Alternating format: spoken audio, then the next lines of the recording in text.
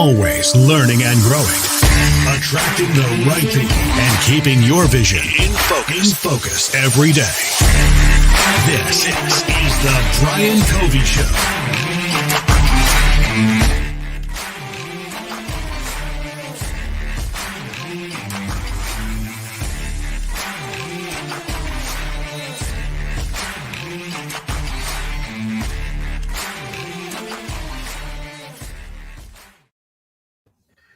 Hey, what's happening, guys? And welcome back to another edition of the Brian Covey Show. So today is extra special as I get to bring on my good friend, Barry Habib. Most of you guys, if you're in real estate and mortgage, of course you know who Barry is. But for those of you that don't know Barry, he has a long list of accomplishments I can go through. But I'm just going to tell you guys, the guy is a rock star. Not only rock of ages, which the musicianship, I kind of dig that piece there. But as an entrepreneur, Barry's in a lot of different things. But I brought him on really to talk about his book coming out this month, coming up in October, and Money in the Streets, and really to talk about where opportunities. 2020 is probably, for many of us, we've either seized the opportunity, or for some of us, we're listening, we haven't found the opportunity. We got to prepare for 2021. And I love bringing on guests like Barry that have really figured out a way to tap into not only their God-given talents and strengths and what they do, but he communicates value every time he's on, and I listen to him. I learn something new, and he communicates in a way that I can actually digest information that many times is complex. So, Barry, my friend, welcome. Brother, so great to be with you always. I love all the things you're doing and all the good you're giving back, man. God bless you. It's great. Dude, I'm trying, following guys like you too, because I think, for all of us this year, we're trying to give back and add value in a year that we came into the year thinking it was going to be one way, and it's clearly not been. And we were kind of laughing before we went on, after last night and some of the debates and things going on. And even in our industry, things have not played out the way we wanted. But as leaders and as good citizens, we have to make sure that we make the best of it. And you've done that. And I love how you've continued to give back, whether it's getting on shows like this or, gosh, I remember back in March when everything set, you were on shows probably every day, 2-3 times a day, right? Yeah, we're trying to just help out and give some guidance as to how to navigate those difficult times. And, when the margin call started, because our Fed really wanted to try and do good, but they didn't realize that what they were doing was having an incredibly adverse effect on mortgage and real estate. And when the mortgage and real estate markets were literally on the ropes, I was just very blessed that I was in a position where I could get in front of the Fed and explain what they were doing. We made that correction, used the media resources, and here we are, right? So it was kind of a good thing. And yeah, you mentioned last night, I know we were talking about this before we went on, and for those people, the reference to last night was the presidential debate that occurred. And if you want to even call it that, listen, I'm not political in this at all. I just think that it was not our finest moment for sure. You would just hope that things do improve from there. It was the type of thing that was more suited for a UFC pay-per-view, that you get Bruce Buffer to introduce the contestants. It just left me feeling like, my goodness, is this the best that we could do? Just a bit of a disappointment for me personally.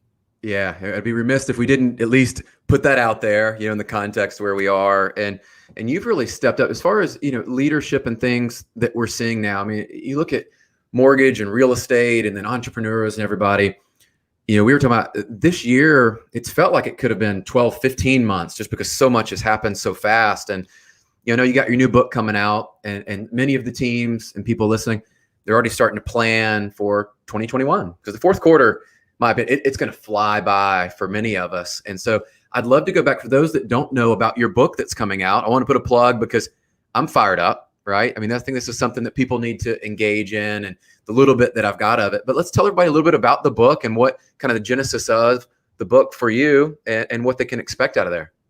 So Money in the Streets is a really wonderful book, and it's gotten incredible reviews, and its pre-sales are through the roof so far. It's not even launched yet, but I think there's a lot of buzz around it because, listen, if you're going through a tough time, which we all do, okay, every one of us, we all suffer, okay. Yep. There's no exclusion from that, unfortunately. If you're going through a tough time, it will really help you to get through it more quickly. And there's always another tough time that we're going to be facing, so this will help you with that. If you're going through a great time, it'll help you maximize it. But most importantly, what it will help you do is it will help you see opportunities, because there's really opportunities everywhere. Many of us are looking, where are the opportunities? You see people capitalize on stuff, and it's like, how did they do it? What happened? Why were they seemingly in the right place at the right time? And of course, luck has to do with a lot of things, but it all starts with seeing an opportunity. And that's what this book will help you do, because that is something that you can actually train yourself to do, is to see opportunity. I think that's the biggest thing that Money in the Streets will help people with. And that's what people who have read it said, that it really now has opened their eyes to a different way of thinking. And, when people like Tony Robbins, decides that although he does not give endorsements, writes an unbelievable portion of the forward. When you've got Randy Zuckerberg, who, Mark Zuckerberg's sister, who created Facebook Live, writes the forward for the book. These are people, these are leaders, these are world leaders, I should say, that feel that this book is an important book for people to see and to read. Now, the name Money in the Streets, I think that we can start there for a second, because people who are either from foreign descent or first generation here, or maybe they're first timers here in the United States, or they've come from a family, maybe you can relate to the fact that what people from other countries hear about the United States is it's so wealthy and so rich that there's money in the streets, right? So, it is such a rich country. So that's a terminology, terminology that people have been accustomed to hearing before they come to the U.S. My parents, I'm first generation here. My parents, who are immigrants from Europe, they came here, and they were no exception. They thought that the United States was this incredible opportunity. And when they came here, they realized that it was a lot tougher than they had thought, not speaking the language, number one. And then realizing, my dad, who was an international journalist in Europe, and my mom didn't work there, and she had to be pulled out of school when she was really young. So she actually never learned to read or write. She was extremely intelligent, spoke 7 languages. My dad spoke 10. And for her to come here without being able to read and write was really, really hard. Then my dad passed away when I was a young kid. Now, I wasn't supposed to even be here, brother. I was, if abortions were legal back when I was born, I would not be here, because my dad was 57, my mom was 40. Wow. And now, look, today, maybe that's not so crazy, especially the older I get, the less crazy it seems, right? Right.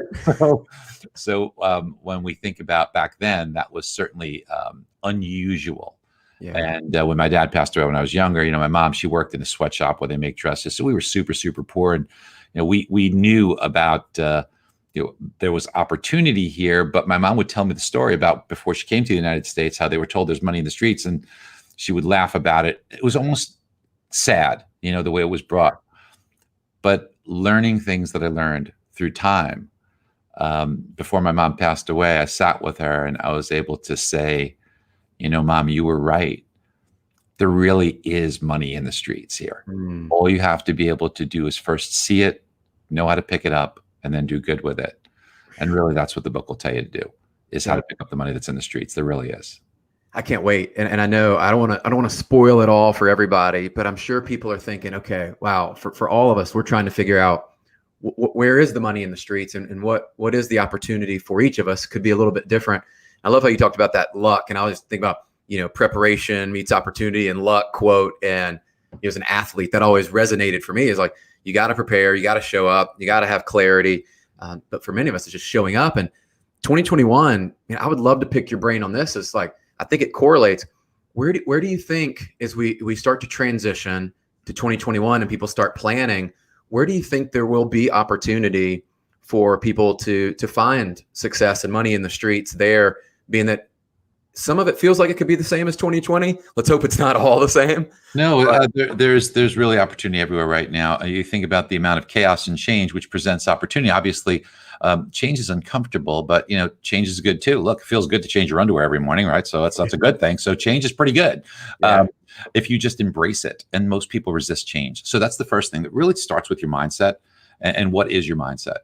How do you begin? How do you approach every day? How do you approach challenge and change? And if you approach the change by embracing it and actually really looking for the opportunities, we typically think like this. I love. You probably know this about me. I really enjoy cars. I enjoy driving. I enjoy track driving. I enjoy instruction.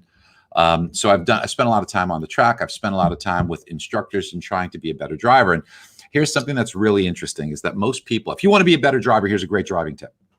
Most people, when they drive, you'll catch yourself doing this. 99% of people, when they drive, they typically look at like the car in front of them or a very short distance. You will be so much of a better driver if you stop doing that. What you have to do is look down the road. And here's an exercise that you can do. I actually have this in the book. So Brian, if you just take a bottle of water, right? So, I don't have one handy here, but take a bottle of water, take it and put it about, 15, 20 feet in front of you on the ground. And I want you to look back and look at that bottle of water. And then when you do, try and look at a sign that might be down the road. You won't be able to see it. But now if you just simply focus your eyes on the sign, you'll still see the bottle of water. And not only is this a great lesson for the way you should drive, it's a great lesson for the way you should drive through life. Yeah. Because most of us are looking here and we're missing this. Yeah. If we just start looking here, we can still see this, but we are now able to take this in. So it's a really important thing for us to understand that it all starts here. Yeah. Just adjust. And these aren't big changes. These are tweaks. One of the other things I learned how to do is I like this kind of stuff. I took flying lessons. And when I learned how to fly, the instructor would say, listen, small tweaks. You can't do this when you're in an airplane. Okay. So small adjustments, small tweaks. And many of us think that in order to capture huge success, we have to make these enormous changes. It's not necessarily so. Now, sometimes you have to make larger changes if you're really on the wrong path. But for many of you listening, if you're listening to this, that means you already have this here, right? Mm-hmm. Because if you didn't have this, you wouldn't be listening. Because why are you listening? You're listening because you want to learn something so you get better. So you've already got the tools. You're already on the right path. All you need is just some small tweaks. So just remember that. You're pretty close to where you need to be. Small tweaks along the way. Oh, I love that. And that's going to stick with me as the water bottle and the sign. And it was actually making me think about, like in soccer, I was a goalkeeper. So there was all the play was ahead of me and in front of me. And you had to be able to see, like you said, you can't just look at the one player there. You have to see everything happening much in front of you. And the great leaders, and I'm looking at the people successful, they're doing that. They're seeing through the clutter and the chaos that does exist some days. And they're seeing opportunity, especially in the mortgage space. I'd be, remiss if I didn't say something about like the mortgage space today. More demand than we've ever seen, right? And all this change is happening. And I think you said it a couple of years ago, there was a sales rally. I was going back through some of your notes and it was talking about how when the times are really good, it makes everybody look good and it's easy. This won't last forever. And so I would love to pick your brain on what are some of the things, because you've been doing this, you were highly successful when you originated, and you've done all these things. What should those originators or people in real estate sales be thinking about now to kind of start preparing for when it's not like this and the market is not this way? Yeah, well, it won't always be like this. We know that already. And it's foolish to think about that. Just look about 20 months ago, everybody was kind of starving and saying, oh my gosh, I was seeing people get out of the business. The big word in the industry was margin compression and layoff and this and that. So it wasn't 20 years ago, it was 20 months ago. Okay, so let's and by the way, don't believe your own press clippings, as the old saying goes, So you've got a big tailwind behind you. So a little humility here is probably wise, and it changes quickly. Where interest rates are today, if they were to go up, let's just say just 0.5%, which is not that big of a move, what would your business look like? Now, I believe the purchase market will remain very strong. There's some dynamics in the purchase market for the next few years. You're going to be in very, very good shape. However, there are other factors you got to watch out for. And that is all this public money that is coming into companies as they go public now. And that means they're just going to come after you. Okay, there are things that you really need to be doing today. And what you have to understand is that the key to any success in any sales is your ability to convert from conversation to either application or contract or whatever you want to talk about here. But that's where it all begins. So how do you win people's trust? You win people's trust by not being someone who's an order taker, not being less knowledgeable than the client, not selling them, but really helping them. And the key word here is advisor. Now, Brian, people say, oh, I'm an advisor. Baloney. You're not an advisor because you put it on your name tag. Right. It takes a long time. Listen, when I started as a young guy, in my early 20s, selling stereo equipment literally out of the trunk of my car, I devoured everything I could learn so that when I spoke to someone as a young kid, I gained their confidence right away as someone that really knew their stuff and they could trust. Trust is what it's all about. Trust is what it's all about in any relationship. Trust is what it's all about personally. Trust is what it's all about with your kids. And trust is what it's all about with your customer. Now, how do you win trust and how do you do it quickly? There's two ways. The first is with your knowledge. So you can't give what you don't have. So guess what? Here's the really good news. Gaining knowledge takes hard work. Why is that really good news? Because the vast majority of people won't do it. Yeah. That's why it's so great. You know why it's so easy to be successful? Because so few people are willing to do it. So few people are willing to make the sacrifices to learn. But you know how great it feels when you're a master of your craft? That confidence, it comes through. Now, the other way is by being completely transparent and telling people, go out of your way to tell them everything bad about the transaction. Yeah. Show people that you're willing to lose a commission if it benefits them. Once you've crossed that enormous chasm, you are now able to win people's trust. And that goes for, by the way, that's life. Yeah. That's a relationship with your most important, closest person to you. Again, with your kids, everywhere. Okay. Be transparent, be vulnerable. Don't be afraid. That's how you get people to trust you. Tell them all the bad stuff. Tell your customers all the bad stuff. Yeah. Include it in. And why do you think it is so hard? Because you talk about building trust, and I've heard you talk about this. And like every time I hear you talk about it, though, like I do learn something new. Like even when you're sharing that, I'm thinking through like and reflecting in my own self-awareness, like how do I behave in those situations? But yet still, why do you think it's hard for people? They still struggle with it, right? Like because your fear of loss, because the fear of loss. I got this commission and I don't want to risk losing it. Look, in South America, very, very rare animals to capture are spider monkeys, and hunters who've captured them have created a really ingenious way. So what they do is, because these monkeys are nocturnal, they only come out at night. So they have these heavy boxes that are ventilated with the monkeys' foods that makes them go crazy. It is ventilated. They can't get in except for a small slit in the box. The monkeys are smart. They find it at night. There's no one around. They get the slit in the box. They put their hand in. They get the food. But when they go to take their food out, they can't get it out. Why? Because the clenched fist can't get out of the box. Now, all the monkey has to do to get their freedom and everything they want is let go. But because they don't let go, they essentially trap and capture themselves, and the hunters just come and pick them up. It's crazy. Wow. Crazy. So what we need to understand is that by trying to be overly protective, we trap ourselves. How's your relationship worked out when you're all over someone and not letting them go and not letting them breathe? How have those situations worked out? The same thing with your customer, okay? Mm-hmm. I'm not saying completely go the other direction. Look, there's a big difference between wanting and needing. We want the sale. Yeah. But the sun will still come up tomorrow if we don't have the sale. So therefore we don't need it, but we want it. You need air, food, water, shelter. Okay. You need those things. Maybe throw love in there too. But wanting is one thing, and it's good to want. Needing is another. And the more needy you are to your client, the more desperate that you appear. And people who are desperate will do or say anything, whether or not it's in the best interest of the customer. The more you show that customer that you can stand back, and instead of being on opposite ends of the table, be on the same side of the table and essentially treat that customer as if it were your child, your parent, your best friend, and warning them of things instead of selling them on things, that makes all the difference in the world. Then who else are they going to go with? That transcends price. They are going to just be willing to do business with you. And then on top of that, tell everyone they know about you. Yes. Gosh, I hope people go back and listen to that part, because that's such a mindset shift, and even the language you use and how you interact and engage in that conversation.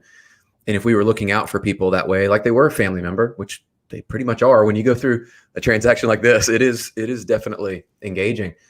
So I would love to kind of shift gears a little, because I want to pick your brain on this. This year, we've talked about technology a lot, and there's been shifts. And as we're looking to gain trust and build these relationships, I've noticed you've shifted quite a bit, like we all have had to. If we're not flying out doing these face-to-face meetings, we're not interacting like we used to. And I've seen you adapt. Has there been anything that you've seen Barry, that stood out where you're like, okay, either you've done it or you've seen somebody do something really ingenious that's working well to engage and build trust through social and kind of this technology that now we've all, whether we liked it or not, it's part of the game now, like every day.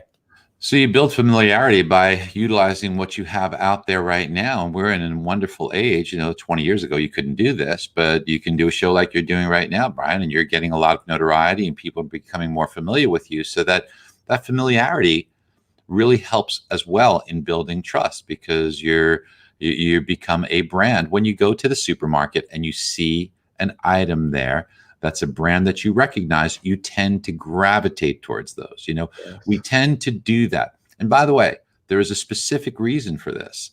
It is a survival mechanism that's been ingrained in our minds, is recognizing patterns that are familiar to us make us feel safer. Okay. And that's why if you are in any kind of sales, it is really important for your brand to be out there and utilize the beauty and no cost of social media. But you can't just get out there and say, hey, come to me. You have to provide value. Yeah. And Brian, look at what you're doing. You're trying to bring on guests that may provide value. And it's a privilege for me to be with you here. And I hope that I'm able to do that. But you're providing value. You're helping others. And you're bringing people on that can do that as well. Now, those of you that are watching, why shouldn't you? Hey, listen, when I first got into the mortgage business, another thing, I had to learn everything. I had to be an advisor. I had to be an expert. I learned that from when I was selling stereo equipment. So by putting in all of that time and doing all that, it allowed me as a young kid now in the mortgage business to win the trust of people that were decades older than me, who had much more experience than me, because they quickly said, okay, he's a young kid, but darn, this kid knows what he's talking about. Mm-hmm. Here I am, no longer a kid by any stretch, but I still strive to do that every day and be a master of my craft every day and learn every day, because there's so much to learn. And this allows you to stay ahead. Now, Brian, when we utilize these things like social media and put that out there to people, it changes everything. Yeah. Because then people start to view you as that resource, that authority, that familiar brand that they know that they can trust. It's not that hard to do. There's things changing every single day. I mean, think about the news that came out, as we do this morning. Okay. I know that we're doing this live. However, there's, people are watching this later on. So understand that news came out today with regards to housing, and that's going to affect people in mortgage and real estate. So we can certainly discuss what is going on in housing, what's going on with inventory, what's going on with prices. We can discuss the fact that somebody like Diana Olick, who always was negative on the market, or Adam Data, which is always negative on the market. Why are they negative? What did they miss? Diana Olick just this morning saying that, home prices are getting too hot, too heavy. They rose 11%. That's because she doesn't understand it. So what a great clarification point. See, if I were you, I'd do a 1-minute video saying, let's not be mistaken. Home prices are going up, and they are going up at a very good clip that's creating wealth. But is it too hot? Now, the media thinks that it's going up 11%. It's not. That's the median home price change. Right. See, the media doesn't understand that. The median home price simply means that there were half the homes purchased above this price, half the homes purchased beneath this price. Yeah. The median home price could go up or down, and actual appreciation or depreciation could be moving in the opposite direction. When you look at actual appreciation, this was reported yesterday. It's up 4.8%, much more modest. And when you look at incomes going up at 5.3% per year, you say, well, income's easily keeping up with that. And then that's another thing that the media misses. You see, income doesn't have to match appreciation for it to be affordable, because you don't use all of your income towards your house payment. You use a small portion. Quick example, Brian, if your income's $5,000 a month and the mortgage payment were last year, if you would have purchased a home, $1,000 a month. Now, if you didn't buy that home and that home went up that 5%, that means if interest rates stay the same, instead of $1,000 a month, your payment this year, if you decided to buy a home, would go up $1,050. So your affordability got hit by $50. But what about your income? How much did your income have to go up to keep up with that 5% increase? Does it have to go up 5%? No, because $50 increase in payment is only 1% of your income. See, so if your income goes up 1%, you can keep pace with a 5% rate of increase in home prices, assuming that interest rates stay the same. Right. But what we're saying here is if incomes have gone up 5% over the past year, you can potentially afford 10, 15, since interest rates went lower, 20% appreciation, and have your affordability actually get better, not worse. This is what you need to be able to own, not memorize. Huge difference. Own this, learn it, have it be part of you so that when you explain this to your customer, when you use the things like you were saying, Brian, social media, you get interest, you get likes, you get eyeballs, you gain trust. And then when you meet with people and you talk to them, you get conversion into contract or application. Love it. That's substance. And I love what you shared. I'm going to share that with our team, because just what you were talking about is there's so much data being shared, and, you know, applications up and down, appreciation up and down and all that. And it's like, let's cut through, find that 1 minute that actually matters to a customer that's making a decision that you can help educate. And to your point. And Brian, here's the thing, is that the beauty of it is that you have this every day, and you have this ability every day. However, you cannot give what you don't have. That's right. So if you don't have the knowledge, you can't give this advice, which means you have to go back and make sure that you're sharpening yourself. You're pushing yourself to get better every day. Look, this is why I love sales. I love it. Now, you were an athlete. Believe it or not, I used to be one too. I was actually pretty decent in high school. And for some reason, when I got to the college level, it seemed like a lot of people passed me by. Okay. So, but I was really competitive and I was driven. And you know what? I got early to practice, late. I worked on my own. I wanted to be there. I wanted it to be me. It just wasn't in the cards because, you know, God did not give me enough ability compared to the others that made the cut. Sure. So it wasn't there for me, but it wasn't for lack of trying. So athletics is a bit unfair because if you don't jump faster, jump higher, run faster, stronger than someone else, whatever the talent or skill required is, doesn't matter how much you try. Yeah. It's not like that for sales. Sales, I don't have to run faster than somebody. I don't have to jump higher. I don't have to be stronger. All I need is one thing, and that's this: heart. How much heart do you have? How much desire do you have? Is it in you? Do you want to push yourself to learn? Do you want to push yourself to be the best that there is? So when you get on the phone with a customer, they know right away. And that anybody could do. Anybody listening to this could do it. That's the beauty of sales. That's why it's so wonderful and fair, is that you control your destiny. You control your success and nobody else. Oh, that's like mic drop moment. And I think about that now. And I've been learning in the past few years, like transferring energy. And this year now transferring energy even through like the phone and through video. What you're talking about is powerful, Barry. I mean, that is literally what you said is people today can invest in themselves. And I notice you do this. I want to pick your brain on that in a minute. But every day you can go learn something that then you can give from. And I love how you said owning it and not just memorize it. Parrot it. Yeah. You can't repeat things. Own it, understand it, make the complex simple again.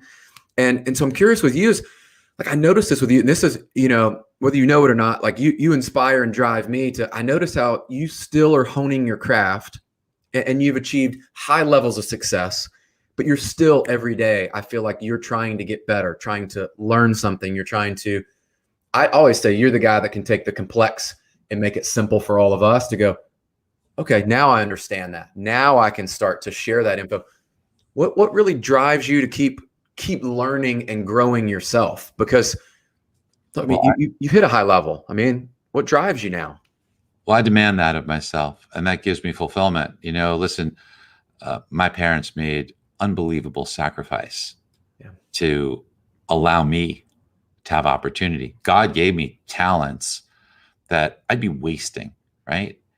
And I'm not going to let them down. I'm not going to let my parents down for all the sacrifice that they made. I'm not going to let my kids down. I'm not going to set an example for my kids so they know it's okay to put it on cruise control. I'm not going to do that.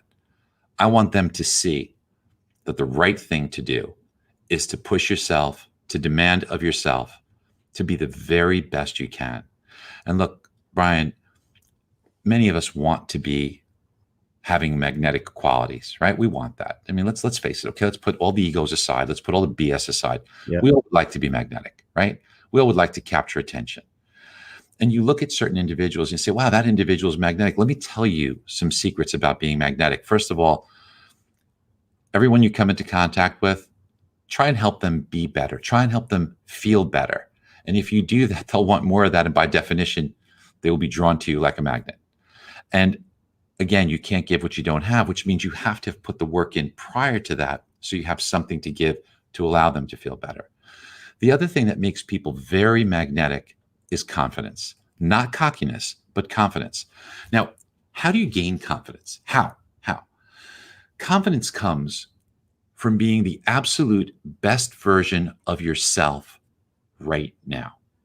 Think about that. Yeah. Are you having your best month, week, year? And maybe the numbers don't bear it out always because there's different tailwinds or headwinds that can affect that. But in this environment, are you doing better now, given the circumstances you have, than you would have done a month ago, a week ago, or a year ago, 5 years ago? Are you the best version of yourself? Are you growing?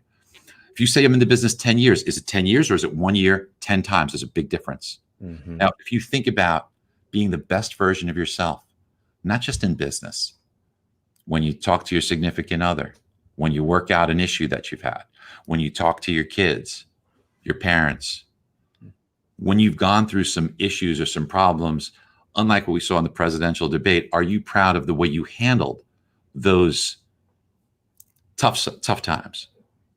Are you the best version of yourself? That's what gives you confidence, because knowing that I've never been better than I am right now gives you confidence that just comes through, and people are drawn to that, man. People want to be close to you. People want to work with you. People want to learn from you. People want to do business with you. People want to love you. Yeah. Wow. I love that. And that's, being an athlete growing up, and as you talk about, like, the training aspect of life doesn't go away. And you brought in family, and that's a big, obviously cornerstone for me. And it's like, I love how you frame that up, though. It's like doing it for them, because that modeling and showing our team, our significant other, and people around us what's possible. And also that, look, it is hard work. Like, you got to show up every day and train. But Brian, I don't want to make it look like I have all the answers. Certainly don't. And I've done all the right things, because I certainly haven't. I've made probably more mistakes than most. I've had some successes, and I've had some epic failures too, including, relationship, I've had some big failures. But again, you just got to try and keep getting better all the time, right? You got to try and take those and try and learn from them. So no, it's not easy. It's not easy for anyone. It's certainly not easy for me. I know I'm a work in progress, and that's what I keep striving for. I keep striving to try to learn from that, to try and take those lessons, to try and get better, and to try and be the best version of myself right now.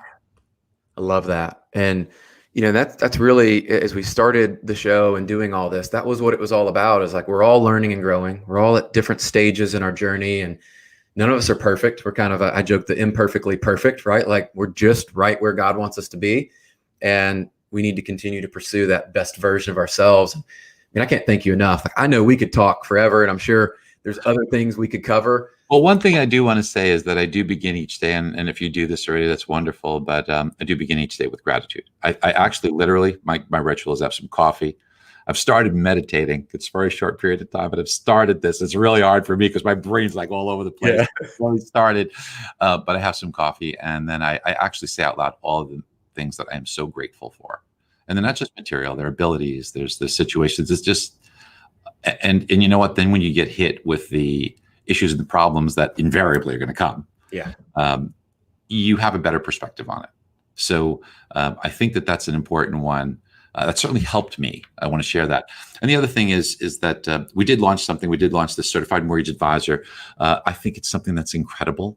Yeah. If you're in real estate, if you're in mortgage, and you really want to walk the walk, if you really want to have something to give, you can't give what you don't have. So if you really want to have some knowledge that will teach you the things that nobody else will teach you, if you'd like to kind of sound like me in a transaction, what I've done is I've taken what I've learned in over 30 years and all the mistakes I've made and refined it and broken it down really into a solid 8 hours. And by the way, the quality is incredible. Did it where they filmed The Mandalorian and Netflix. So it's beautiful. Cool. And it's just 20-minute modules. So you don't have to sit there for 8 hours. Although people are telling me they're binging it anyway because they can't stop us. I've been in the business 25 years. I never knew all this stuff. Oh my God, I can't wait to take this and apply it. I'm going to dominate. If you want that, then you need to become a certified mortgage advisor, even if you're in real estate, because it's part of it. We teach you everything from understanding the markets and the Fed and the real estate market and the interest rate market and the bond market and the economic. We teach you all of it. So and how to create wealth for yourself, most importantly, as well as your clients. So if you just go to becomecma.com and just put in the CMA MBS code, CMA MBS, you get $500 off in the next week on the course. It'll change your life. The certification is going to be amazing for you to have that designation. It will literally change your life. It'll change. Look, so many people affected my life this way. A few people that I always am grateful for are this guy, Jack Grummett, who taught me two things. He was the first guy to introduce me to technical analysis and looking at the charts and reading the charts. And then the guy who brought Japanese candlesticks to the United States. Again, was I lucky that I ran into him and he took a liking to me and he mentored me shortly after bringing him to the United States? And then I introduced it to the mortgage industry. Yeah, that was kind of luck, but I was prepared for it. I was preparing myself for that lucky opportunity and break because I started studying it after Jack Grummett introduced me. And the other thing Jack introduced me to is he had this crazy way of thinking about things that I never did. Jack was the first person that taught me to think really big. I would always think, well, if I can get from point A to point B, Jack would be like, you got to see so far beyond that. Don't think about how you're going to do it in the market. Think about how you're going to do this globally. Yeah. And that for me changed so much. And if you're listening to this, think big. Think really big. Because then if you come up a little short, it's still big. Yeah. I love that. And so I'm glad you plugged in the CMA because I want people to understand how they could take action today. And that's something we're going to be putting out to our team. And I know all across the organization. I'm going to plug my book, bro. Buy Money in the Streets on Amazon. It'll help you. It's not like I get rich off the book. That's not that at all. I did not do it for the money, really. It's something, though, that will really help people. Yeah, I'm excited. Where else, Bear, where else can people follow along in your journey and kind of learn with you along the way on social? Well, I'm easy to find, so it's not too difficult if you Google Barry Habib, but you can always, if you're part of MBS Highway, I do a video every single morning, that really breaks things down for you. It's about 6 or 7 minutes that me and my team put together. And I've got my son, Dan, that does it with me, and also Megan Anderson. So Dan, Megan, and myself, we do this, morning update that really helps people. And the tools with MBS Highway are things that will give you a very measurable advantage that will insulate you regardless of whether you're having a headwind, and it will help you capitalize if you get a tailwind, but it will also help you combat these changes. We talked about opportunity and change. The change that's occurring before our eyes is fintech, is technology. And team, it is so hard for us as individuals to compete into the future without making the adaptations that need to be made today. There's an old saying that says the best time to plant a tree was 20 years ago. The second best time is today. Man, I love that. And by the way, Megan and Dan, we love them. The music you put on there in the mornings, I just got to give you a shout out. Love that. I mean, it's like, you start your day. I don't know how people in the mortgage space, at least, how you survive if you don't have it. So, I mean, well, I love music. You mentioned that I produced Rock of Ages, and we had that all over the world in the movie. I played the record producer in the movie, but I love music so much. I mean, I sing in a band, so we've got a rock band, believe it or not, me. So yeah, and in spite of me, the band's really good, but yeah, I do love music. I love music. So every day it's so much fun trying to pick the song of the day. And we have got some great teammates that select the song of the day. Dan selected this morning's song, which was really good, but we try and make it appropriate and kind of fun as far as the update goes. Yeah, we love it, man. Thank you for all you're doing and just being, a friend and kind of a mentor for a lot of us that just follow along, and you're making a significant impact. And I know today we'll be able to reach an even broader audience that are going to learn and grow and become better because of the time you spent. So thank you. Thank you, brother. Awesome. Bye, everybody. Hope everybody just knocks it out of the park, man. God bless you and be really, really successful. Yeah, finish Q4 strong. So guys, this has been another episode of the Brian Covey Show. Make sure you go over and like and subscribe, leave comments there. Let us know other guests you'd like for us to have on. Obviously having Barry on was a huge treat for me and for many of you. And so we thank you for tuning in, whether you're catching us live or the replay. Let us know how we can serve you and best support your growth as you learn and grow to become the best version of you. Catch you on the next one. See you guys.